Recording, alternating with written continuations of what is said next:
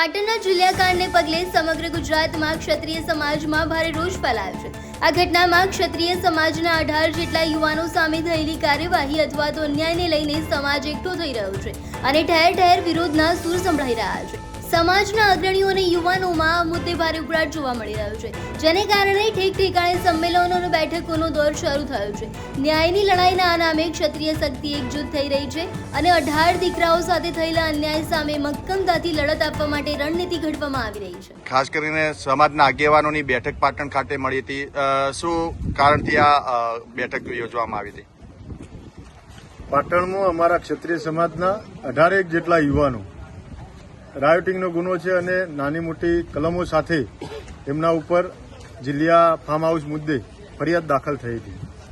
પણ એ ઘટનામાં આશ્ચર્યચકિત કરે એવું કે ગુનો એટલો મોટો હતો નહીં, કલમો કોઈ એટલી મોટી હતી નહીં અને પોલીસ સાથે એટલા મોટા કોઈ એસોટના કે ઘટનાના દ્રશ્યો કે ફૂટેજ આવ્યા નહોતા।